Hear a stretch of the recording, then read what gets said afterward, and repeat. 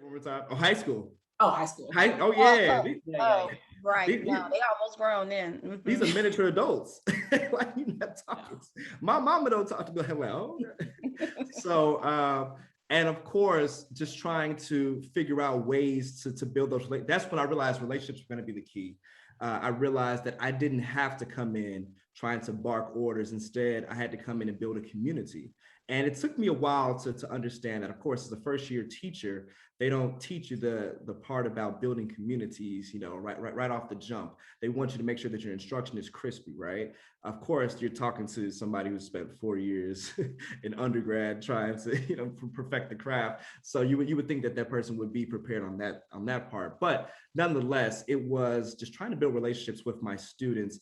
And it, as the years progressed, it had got to a point where I didn't even have to tell a student or correct a student.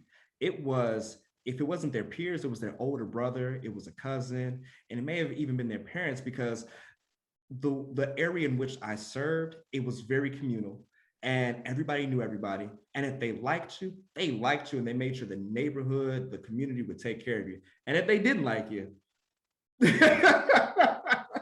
please don't walk home at night, right? It's one of those situations.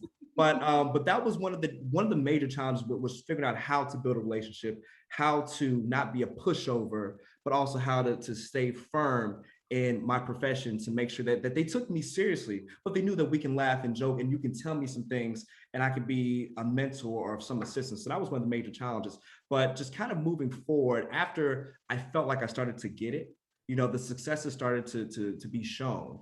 I started to see students who would adhere to the commitments that we as a team, as a classroom, had presented, had put forward.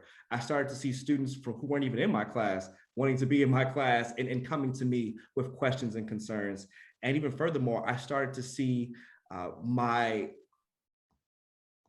growth and also the interest of my administration, where it was, Max, we need you to do this project. And the question was why? It's like, because the students respect you and they want you to. They actually ask for you specifically. So it was one of those situations where after the relationship was built, after the challenges were, hurdled over, of course, I was able to find home. It felt like home coming into my school building. And of course, the only reason why I had to leave, or felt like I had to leave, was because the students weren't coming back. We had